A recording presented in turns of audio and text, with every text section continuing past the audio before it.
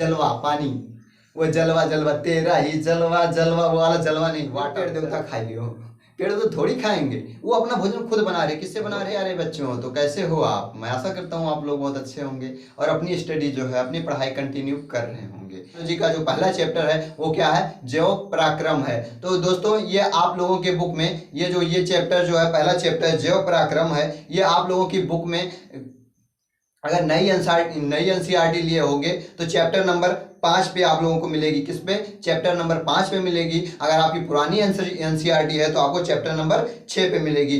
तो दोस्तों उससे कोई मतलब नहीं है, चाहे चैप्टर घटे या बढ़े, उससे मतलब नहीं है। आपको टॉपिक पे फोकस करना है, क्योंकि आपको जो है 99% या 90% जो लाओगे नंबर, वो आपके टॉपिक पर निर्भर करता है, आपके चैप्टर के क्रमांक से निर्भर नहीं करता है। तो चलिए सबसे पहले स्टार्ट करते हैं जो है जैव पराक्रम क्या होता है और इसमें क्या क्या चीजें हमको पढ़नी है। तो गाइस सबसे पहले एक सारांश देख लेते हैं, हमको क्या पढ़ना है जैव पराक्रम के अंदर में। तो गाइस जैव पराक्रम के अंदर में हमको पहला पढ़ना है जैव पराक्रम क्या है, और जो है दूसरा है पोषण इसमें पढ़ना है। उसके बाद में इसमें पाचन पढ़ना है, श्वसन पढ़ना है, और जो है उत्सर्जी अंग पढ़ना है, जो उत्सर्जी तंत्र जिसको बोलते हैं वाहक, वो भी पढ़ना है। तो चलिए देखते हैं सबसे पहले जैव पराक्रम होता क्या है। तो दोस्तों जैव पराक्रम जो होता है उसको देख लेते हैं। यहाँ पे लिखा हुआ है दोस्तों, यहाँ पे लिखा हुआ है जैव पराक्रम, इसकी डिफिनेशन क्या होती है, इसकी डिफिनेशन वो क्या होती है, इसको देखो। जीवित शरीर, देखो जीवित शरीर में होने वाली सभी पराक्रम। अब दोस्तों ये पराक्रम क्या, पहले ये समझो, ये पराक्रम क्या है। पराक्रम मतलब होता है प्रक्रिया, क्रिया। ओके, क्या होता है? क्रिया या प्रक्रिया, समझे? रापचिक स्टाइल में पढ़ेंगे हम लोग। क्या? क्रिया। जैसे बोलते हैं तो हर क्रिया खाता नहीं, हम केहू से ना बात करेंगे। तो क्रिया मतलब क्या होता है? मैं आपकी कसम खा रहा हूं, तो वो क्रिया अलग है। एक होता है रिएक्शन, केमिस्ट्री में रिएक्शन होता है, किसी चीज को आपस में फ्यूज कराते हैं, रिएक्शन कराते हैं, मिलाते हैं और दूसरा पदार्थ बन जाता है। जैसे हाइड्रोजन गैस को और ऑक्सीजन को आपस में मिला देते हैं, क्या बन जाता है? जलवा पानी, वो जलवा जलवा तेरा ही जलवा जलवा, वो वाला जलवा नहीं, वाटर जल, और जिसका फार्मूला होता है H2O। तो वैसे ही पराक्रम मतलब होता है प्रक्रिया। प्रक्रिया मतलब ये होता है कि हमारे जीवित शरीर, यानी कि मरे हुए शरीर में तो कोई प्रक्रिया होगी नहीं, कोई हलचल होगी नहीं, तो क्या होगा? हमारे जीवित शरीर के अंदर में पराक्रम यानी कि प्रक्रिया यानी क्रिया, जो हमारे बॉडी के अंदर जो प्रक्रिया हो रही है उसी को क्या बोलते हैं? पराक्रम बोलते हैं। ओके, अब इसके आगे देखते हैं क्या है पराक्रम के आगे डिफिनेशन क्या बोलता है। पराक्रम जो जीवन के लिए अनिवार्य है। क्या है? पराक्रम जो जीवन के लिए अनिवार्य है। जीवन के लिए यानी कि हमारे पूरे बॉडी को चलने के लिए जो प्रक्रिया अनिवार्य है, वही जैव पराक्रम कहलाता है। वही जैव पराक्रम कहलाता है। सीधा सा मतलब ये हो गया, समझो ध्यान से, कि हमारे बॉडी को चलने के लिए, हमारी बॉडी को जीवित रहने के लिए, हमारे शरीर को जीवित रहने के लिए, हिलने डुलने, खाना खाने, उठने बैठने, टहलने सोने के लिए जो प्रक्रियाएं, यानी कि टोटली हमारे बॉडी में होने वाली जितनी भी प्रक्रियाएं हैं, उस प्रक्रियाओं को जैव पराक्रम कहते हैं। उस प्रक्रिया को होने को जैव पराक्रम कहते हैं। अब इसका एग्जाम्पल भी देख लेते हैं, क्या क्या है जैव पराक्रम के एग्जाम्पल देखिए, यहाँ पे लिखा है पोषण यानी कि जो हम खाना खाते हैं, न्यूट्रिशन लेते हैं, उससे हो गया। ये जब खाना खाते हैं तो इसमें सारी प्रक्रियाएं होती हैं, जैसे कि भोजन अंदर गया, पाचन हुआ और उसके बाद में बाहर निकला, ऊर्जा बना, ये हो गया। और दूसरा हो गया श्वसन भी एक प्रक्रिया है। उत्सर्जन यानी कि जो हम खाए पिए हैं मल द्वारा उत्पन्न करने का, जैसे यूरिन हो गया और लेटरिन हो गया, ये सब चीजें, जिसको आप स्टूल बोलते हैं इंग्लिश में। ये बैठने वाला स्टूल नहीं भाया, बैठने वाला स्टूल नहीं, स्टूल जो लेटरिन जाते हैं उसको स्टूल बोलते हैं। ओके, टॉयलेट जिसको आप टॉयलेट बोलते हैं, ये हो गया उत्सर्जन। उसके बाद वाहन मतलब होता है किसी चीज को दूसरे जहां से ले जाना। जैसे कि हमारा ब्लड जो है यहाँ से ऑक्सीजन को ले जाके कहाँ पे देता है? हमारे हर एक कोशिकाओं को देता है, कोशिकाओं के अंदर माइटोकॉन्ड्रिया को देता है ऊर्जा बनाने के लिए। ये क्या करता है? वाहन करता है, ले जाता है। ओके, ये आदि पराक्रम के उदाहरण है। समझ में आया ना? टोटली आपका जो है पराक्रम के उदाहरण है। अब इसके आगे क्या लिखा है? अथवा लिखा है वे सभी पराक्रम जो सम्मिलित रूप से अनुरक्षण का कार्य करते हैं, जैव पराक्रम कहलाते हैं। अब यहाँ पे एक चीज ये समझने वाली है, ये अनुरक्षण क्या होता है? रापचिक स्टाइल में पढ़ो भाई, समझ के पढ़िएगा। यहाँ पे आपको 3 कीवर्ड का ध्यान देना है, उन 3 कीवर्ड को मैं बताऊंगा। पहला ये है अनुरक्षण क्या होता है। ये अनुरक्षण मतलब होता है देखभाल। जैसे बोलते हैं ना कि क्या बोलते हैं, किसी कंपनी में एक को मालिक बना दिए और एक को क्या बना दिए? सीईओ। अब मालिक तो भैया वो क्या करेगा, चल पैसे देगा, लो पैसे लो, जो है सीईओ को, जो ये अपना ये हमारी कंपनी है इसको आप चलाइए, जो कमी होती है हमको बताइए, जो पेमेंट होता है हम पेमेंट करेंगे, आप जो है हमारी कंपनी को सही से चलाइए। तो सीईओ क्या करता है, सीईओ जो काम करता है वो देखभाल करता है, अपने नीचे अपने अंदर का कार्य करता है, जितने लोग हैं काम करने वाले उनको देखभाल करता है, तो इसको कर, तो इसको कर, तो इसको कर, तो वो क्या है, देखभाल कर रहा है या आपकी रक्षा कर रहा है। ओके, वो आपको काम करने के लिए डायरेक्शन दे रहा है, या आपके शरीर में जो मतलब कि जो काम टूटी फूटी त्रुटियां होती हैं वो बताता है कि ऐसे नहीं ऐसे करो। तो वैसे ये क्या करता है, अनुरक्षण का मतलब ये होता है आपके शरीर में होने वाली प्रक्रिया की रक्षा करना या कार्यभार को संभालना। ओके, तो ये चीज होती है अनुरक्षण। अब ध्यान से समझना, एक डिफिनेशन इसको रांची स्टाइल में याद कर लेते हैं, उसके बाद में आगे बढ़ते हैं। वे सभी पराक्रम जो सम्मिलित रूप से अनुरक्षण का कार्य करते हैं जो पराक्रम कहलाते हैं। अब इसका समझ लिए जो पराक्रम क्या होता है, उसके आगे चलते हैं। तो गाइस पोषण, पोषण क्या होता है पहले ये समझो, भारण पोषण। ओके, पोषण मतलब होता है न्यूट्रिशियन। क्या होता है, न्यूट्रिशियन। तो यहाँ पे देखिए वह विधि जिससे जीव पोषक तत्व को ग्रहण करके उनका उपयोग करते हैं पोषण कहलाता है। तो पोषण में न्यूट्रिशियन, सीधा सा मतलब न्यूट्रिशन, जितने भी आल खाने वाले पदार्थ हैं, जितने भी भोजन हैं, जितने भी फूड हैं जिससे हमको कुछ ऊर्जा मिलती है, कुछ न्यूट्रिशियन मिलती हैं, जिसको हम ग्रहण करते हैं, वो हमारे पोषण कहलाते हैं। अब गाइस ये पोषण भी दो प्रकार के होते हैं, एक होता है स्वपोषण, एक होता है विषम पोषण। यहाँ पे देखिए स्वपोषण या परपोषण। अब ये स्वपोषण और परपोषण क्या है इसको देखते हैं। तो देखिए दोस्तों, स्वपोषण क्या होता है, यहाँ पे देखिए स्वपोषण क्या होता है। यहाँ पे डिफिनेशन साफ साफ लिखी हुई है। स्वपोषण यानी कि पोषण की वह प्रक्रिया जिसमें जीव अपने भोजन के लिए अन्य जीवों पर निर्भर ना रहकर, ध्यान से देखिएगा यहाँ पे क्या होता है, स्वपोषण में वह प्रक्रिया जिसमें जीव अपने जीने के लिए किसी और पर आश्रित ना होकर के खुद ही अपना भोजन बनाए, स्वपोषण कहलाता है। तो ये है आपकी डिफिनेशन है, ऐसे भी इसमें भी वही लिखा है, बता देता हूँ। स्वपोषण, पोषण की वह प्रक्रिया जिसमें जीव अपने भोजन के लिए अन्य जीव पर निर्भर ना होकर, अन्य पर निर्भर ना रहकर अपना भोजन स्वयं बनाते हैं या संश्लेषित करते हैं, उसे स्वपोषी कहते हैं। अब सीधा सा मतलब आप इसको शॉर्टकट में समझ लो भैया। शॉर्टकट में समझने का मतलब ये है भैया कि अपने बोली भाषा में समझो। बोली भाषा में कैसे, देखो किसी चीज़ को अगर याद करना है ना तो उसको अपनी भाषा में ढाल लीजिए। ढाले का मतलब ये है, जैसे कि मान लीजिए ये हम जो बता रहे हैं ये किताबी डिफिनेशन है, लेकिन अगर एक अपने रूप में याद करे खोए तो कैसे याद करबा। देखो स्वपोषण अगर ऐसे याद करे लिखे में आपको आसानी हुई। कैसे, स्वपोषण यानी कि वह पोषण, वह प्रक्रिया जिससे हम दूसरे के ऊपर ना निर्भर रही, खुद ही आपन बना के खा ली, ओका बोलते हैं स्वपोषण। जैसे कि पप्पा है और हम हैं, और पप्पा से हम पैसा मांगी, पप्पा हमको पैसा दिए ये चीज़ करेगा बा, हमें किताब खरीदेगा, ये खरीदेगा, वो खरीदेगा।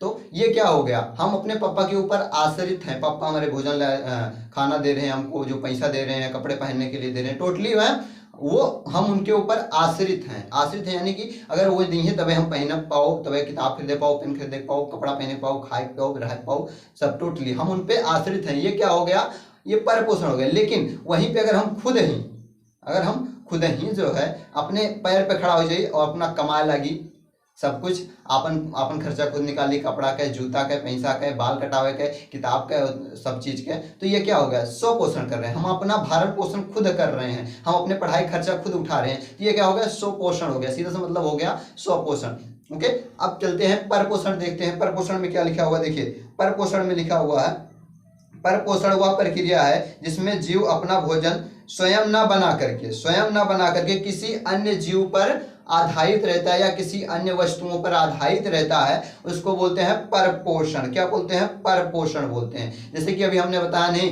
कि हम पापा के ऊपर अभी तो टोटली आधारित हैं, जब तक हम कमा नहीं रहे हैं, कुछ नहीं कर रहे हैं, तब तक हम पापा के ऊपर आधारित हैं। तो अभी हम क्या कर रहे हैं, अभी परपोषण कर रहे हैं। परपोषण यानी कि अपने पापा के दिए हुए सब चीज पे हम आधारित हैं, उसी के बदौलत हम जीवित हैं, उसी बदौलत हम कपड़े पहन रहे हैं, ये जो पहने हुए हैं, ये सब चीजें पढ़ रहे हैं, पेन ले रहे हैं, ये सब चीज़ें जो आपको सेटअप दिख रहा है, जिस फ़ोन से मैं रिकॉर्ड कर रहा हूँ, ये भी पप्पा की देन है। अभी तो हमें एक भी रुपया नहीं मिलता है। ये जो शर्ट पहना हूँ ये भी पप्पा की देन है। और जो है यहाँ पे जो आपको दिखाई दे रहा है, जो हम पढ़ा रहे हैं, ये सब पप्पा की देन है। पापा जी हमारे दिए हैं, पैसा दिए हैं, खरीद के लाए, स्टैंड, ट्राईपोड, लाइटिंग, ये सब हमारे पापा की देन है। अभी तो हमने एक रुपया भी नहीं लगाया, एक रुपये भी नहीं कमाया, तो कहाँ से लगाएं। जिस दिन हम पैसे पाने लगेंगे और उनसे पैसा नहीं लेंगे और सेटअप लगाएंगे, डिजिटल बोर्ड हो गया या कुछ और लाइटिंग वाइटिंग व्यवस्था करेंगे, तो हम क्या होंगे, पर स्वपोषण हो जाएंगे, अपने आप पे करने लगेंगे। अभी हम पापा से ले रहे हैं तो क्या हो गया, पर पोषण हो गया। अब इसके बाद में आगे देखते हैं, इसके आगे का क्या होता है। एग्जाम्पल आपको दिखाता हूँ, लाइव एग्जाम्पल दिखाता हूँ। ओके, तो यहाँ पे लाइव एग्जाम्पल में देखिए आपको जो है कि यहाँ पे आपने स्वपोषण प्रपोषण देख लिया। अब देखते हैं स्वपोषण होता कैसे है। अब इसका एग्जाम्पल देखो कैसे होता है। अभी तो समझे, दूसरे के ऊपर आश्रित हैं, लेकिन एग्जाम्पल उदाहरण देखो कैसे होता है। देखो स्वपोषण का जो एग्जाम्पल है हमारा पेड़ पौधे, जैसे कि पेड़ पौधों को हम भोजन थोड़ी लेके जाते हैं भैया चूल्हा में बना के, लियो कुकर में चढ़ाया दाल, सीटी लगाया, भन्ना दे, बनी सब्जी दाल, लेके जाओ, लियो पेड़ देवता खा लियो। पेड़ तो थोड़ी खाएंगे, वो अपना भोजन खुद बना रहे हैं। किससे बना रहे हैं, जल से बना रहे हैं, खनिज लवण से मिलकर बना रहे हैं, और सूर्य के प्रकाश से मिलकर के पत्तियों के अंदर में, क्लोरोफिल के अंदर में जो है अपना प्रकाश संश्लेषण करते हैं, फोटोसिंथेसिस करते हैं, और वहां से जो है अपना भोजन का निर्माण करते हैं और भोजन बनाते हैं और अपने के लिए खाते हैं, वही खाते हैं और ऑक्सीजन को मुक्त करते हैं। तो ये हमारे पेड़ पौधे जितने भी हो गए, ये क्या करते हैं, जो है स्वपोषण करते हैं। कैसे, यहाँ पे ये देखो हमारे जो यहाँ पे लीव्स देखिए, ये यहाँ पे देखिए ये पत्ती है, पत्ती का कुछ भाग दिया गया है, ये है मध्य सिरा यानी कि जो ये बीच वाला भाग डंठी है, इसको मध्य सिरा बोलते हैं। जो पत्ते हैं इसको क्या बोलते हैं, दृढ़ पटल बोलते हैं। नीचे वाले सरफेस को दृढ़ पटल बोलते हैं। और इस चीज के जो यहाँ से पतली पतली डंडियां निकली हुई है, यहाँ इस साइड में देखिए, यहाँ पे देखिए, इसको क्या बोलते हैं, सिरा बोलते हैं। इसी पे जो पत्ती के अंदर में जो क्लोरोफिल होता है, इसी जगह पे टिका होता है, क्या होता है, इसी पे रहता है। अगर ये सिराएं ना हो ना, तो ये क्लोरोफिल उसमें रुकेगा नहीं और हमारा फोटोसिंथेसिस नहीं होगा या प्रकाश संश्लेषण नहीं होगा। अब इसके बाद में यहाँ पे देखिए, अब इन पत्तियों के अंदर में कुछ ऐसी चीजें होती हैं जिसके अंदर में ये प्रक्रिया पूरी होती है हमारे फोटोसिंथेसिस या प्रकाश संश्लेषण की। वो क्या होती है, यहाँ पे देखिए, बाहरी बाह्य त्वचा कुछ इस तरीके से होती है। इसको जूम करने में देखेंगे, इसके अंदर में हरित लवक होता है, हरित लवक जिसके कारण जो पत्तियां हमारी हरी होती हैं। अब इसका मतलब ये नहीं है कि क्लोरोफिल के कारण ही हरी होती हैं। किसमें ये क्लोरोफिल कहाँ पे जाके अटका रहता है, कहाँ पे रुका रहता है, वो कहाँ पे होता है, हरित लवक। ओके, तो यहाँ आप हरित लवक होते हैं, कुछ वायु कोष्ठक होते हैं यहाँ पे देखिए, और ये अपना प्रकाश संश्लेषण करते हैं और ऊर्जा बनाते हैं। वो कैसे बनाते हैं, यहाँ पे देखिए एक रिएक्शन दिया गया है। कैसे, जमीन से लेंगे जल, मान लीजिए ये आपका पेड़ है, देखो मैं आपको पेड़ ही बना के दिखा देता हूँ। एक मिनट, इसको पूरा साफ करके मैं आपको दिखाता हूँ ताकि आपको समझ में आए। ओके, तो यहाँ पे मैं एक पौधा बना देता हूँ। यहाँ पे ये जड़ गई और यहाँ पे ये आपकी जमीन है, और यहाँ से जो है हमारा जो है जल, खनिज लवण ऐसे ऐसे आके इस पत्ती के अंदर में आया। अब यहाँ पे देखिए ये पत्ती हो चुकी है। ओके, अब ये यहाँ पे क्या होगा, यहाँ से खनिज लवण जल आ जाएगा। अब इसके अंदर में जो पत्ती है, इसके अंदर में क्या होगा, रंध्र होगा। रंध्र से क्या लेगा, कार्बन डाइऑक्साइड लेगा। क्या लेगा, कार्बन डाइऑक्साइड, क्योंकि जो है रिएक्शन करने के लिए, फोटोसिंथेसिस करने के लिए आपको कार्बन की जरूरत होती है। किसी जरूरत होती है, कार्बन। कार्बन बोले तो ये नहीं भैया चूल्हा से निकाल ले कोयला, वो कार्बन ना चली। कार्बन जो है CO2 यानी कार्बन डाइऑक्साइड गैस होती है, उसी से कार्बन को निकाल लेता है फोटोसिंथेसिस। और रिएक्शन कैसा होता है, ये देखो आप, रिएक्शन कुछ इस तरीके से होता है। यहाँ से सूर्य का प्रकाश जब इस पत्तियां पे पड़ेगा, किस पे पड़ेगा भैया, पत्तियां पे पड़ेगा। पत्तियां बोले तो लीव्स पे पड़ेगा भैया। तो रिएक्शन क्या होगा, उसके अंदर के रिएक्शन देखो, रिएक्शन यानी कि नीचे से जहां से जाएगा वो CO2 जो है आपका जो है कहाँ से लेगा, वायुमंडल से खींचेगा। कौन, ये पत्ती के पीछे एक रंध्र होगा। रंध्र यानी छोटे छोटे छिद्र हुए भैया, जो नहीं कहीं पनिया ऑक्सीजन बहरे निकल तो कहीं जो है CO2 चला जाता है।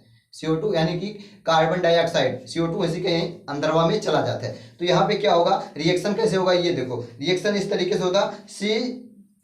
कार्बन डाइऑक्साइड की कितनी मात्रा होगी, देखिए कार्बन डाइऑक्साइड हो गया, और नीचे से जमीन से क्या उठाएगा, ग्राउंड से उठाएगा, जल उठाएगा। क्या उठाएगा, जल उठाएगा, जिसको बोलते हैं H2O। भाग ले ऐसे, निकल से। ओके, तो क्या उठाएगा जमीन से, वो उठाएगा दोस्तों H2O। H2O यानी कि जल। जल किसके थ्रू उठाएगा, अभी हमने बताया जड़ से। जड़ से ऊपर ले जाएगा पत्तियों के पास में। कहाँ ले जाएगा, पत्तियों के पास में। पत्तियों के पास में जब जल जाएगा उसके बाद में वायुमंडल से क्या ले लिया, ऑक्सीजन ले लिया। क्या ले लिया, ऑक्सीजन ले लिया। और यहाँ पे जो है रिएक्शन किसके थ्रू में करेगा दोस्तों, ये करेगा प्रकाश के थ्रू में, यानी कि सनलाइट के उपस्थिति में क्या करेगा, रिएक्शन करेगा। रिएक्शन यानी कि जो है हमारी क्रिया करेगा। और किसके अंदर में करेगा वो नहीं बताया अभी हमने, क्लोरोफिल। क्लोरोफिल इसके अंदर, किसके सहायता के अंदर में, किस चीज के अंदर में करेगा, क्लोरोफिल। क्लोरोफिल कहाँ पर पाया जाता है, अभी हमने बताया हरित लवक। जो यहाँ पे ये वाला बॉक्स है, इसको ध्यान से देखो, ये वाला जो बॉक्स है, इस वाले बॉक्स को क्या बोलते हैं, हरित लवक। हरित लवक के अंदर में देखिए यहाँ पे छोटे छोटे हरा हरा चीज दिख रहा है, वो क्या है, क्लोरोफिल है। यहाँ पे देखिए जहां पर डॉट डॉट पड़ रहा है, ये हरा हरा चीजें दिख रही है, इसको क्या बोलते हैं भैया, क्लोरोफिल बोलते हैं। यहीं पे होगा प्रकाश संश्लेषण की प्रक्रिया, और क्या बनेगा, ग्लूकोज। ग्लूकोज का सूत्र क्या होता है, C6H12O11। C6H12O11, यानी कि ये क्या बनेगा हमारा जो है, सॉरी गाइस, यहाँ आपका जो है क्या बनेगा, ग्लूकोज बनेगा। ग्लूकोज कैसे, उसका सूत्र क्या होता है, C6H12O6, यानी कि C6 कार्बन के यहाँ से 6 अणु और हाइड्रोजन के 12 अणु और ऑक्सीजन के 6 अणु क्या बनाएंगे दोस्तों, ग्लूकोज बनाएंगे। क्या बनाएंगे, ग्लूकोज बनाएंगे भैया, ग्लूकोज बनाएंगे। और इसको क्या करेंगे, ग्रहण कर लेंगे खुद ही। अब देखो, ये किसी से कुछ नहीं मांगे, ना ही जो है हमसे मांगे कि हाँ भैया हमको दो, खाएंगे, नहीं मांगे ना, और ना ही जो है दूसरे किसी से मांगे।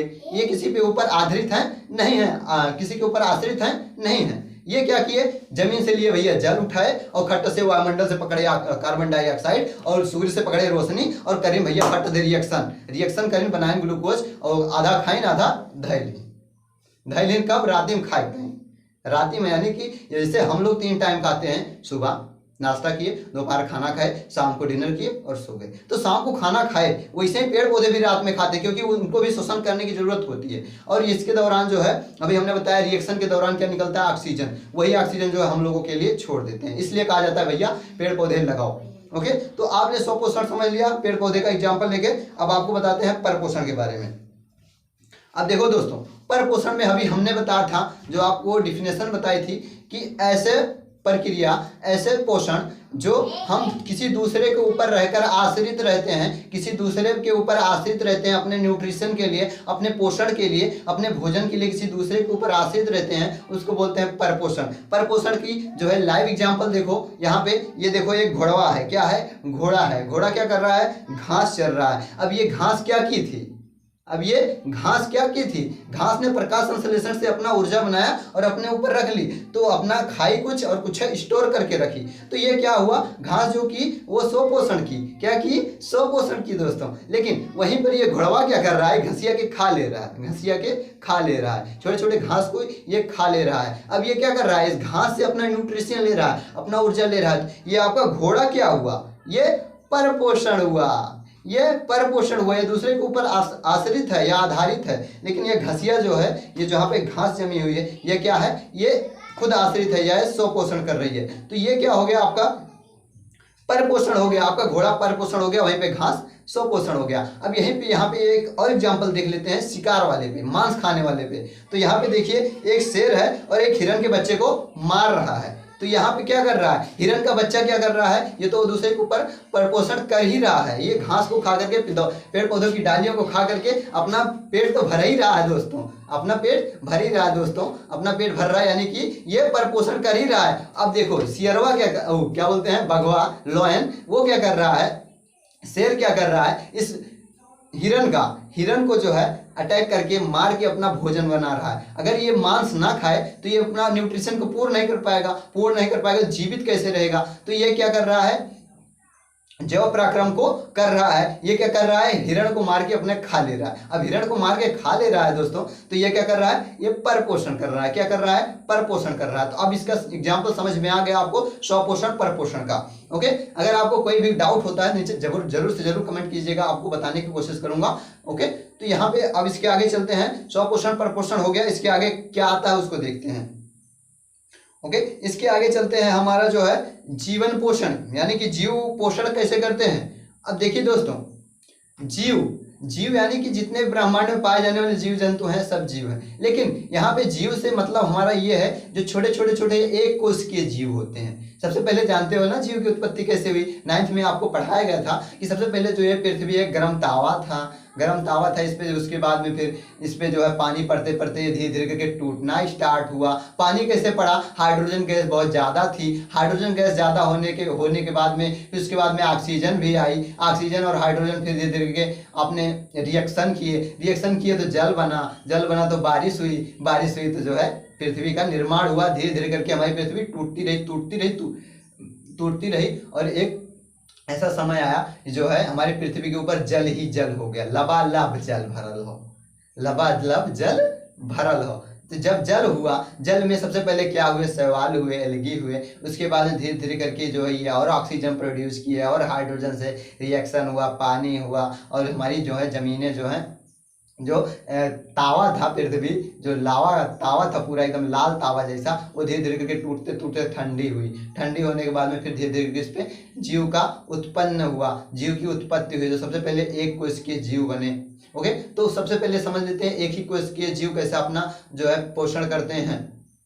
तो उसके लिए मैं एग्जाम्पल लेता हूँ अमीबा का। अमीबा तो जानते ही हो एक कोशिकीय जीव है, अभी 9th में आपने पढ़ा होगा जो है अमीबा का कूटपात उत्पाद क्या बोलते हैं संरचना बनाने के लिए आया था, उसको बनाया मतलब कि बनाया होगा आप लोगों ने, उस पर जो कैसे भोजन करता है वो सब करता है वो आपने पढ़ा है। तो बस वही उठा के इसमें भी देख लेना है, बस वही उठा के इसमें देख लेना है कि जो है अमीबा कैसे अपना स्वपोषण करता है। देखो दोस्तों, जब अमीबा जो होता है वो क्या करता है, ये एक कोशिकीय जीव है, एक कोशिकीय जीव है, ये ज़्यादातर गंदे पानी में पाया जाता है, जैसे पोखर ओखर हो गया, तालाब वाला हो गया, इसमें चीज़ों में ज़्यादा पाया जाता है, जहाँ पानी का ठहराव रहता है वहाँ पे ये ज़्यादा पाए जाते हैं। ओके, तो यहाँ पे ये खाते कैसे हैं, अपना न्यूट्रिशन कैसे लेते हैं, पोषण कैसे करते हैं। तो देखिए दोस्तों, ये क्या हो गया, अमीबा हमारा हो गया और इसका केंद्रक है। अब इसके सामने देखो यहाँ पे एक भोजन आया, खाद्य कण आया, इसको खाने के लिए फूड आया।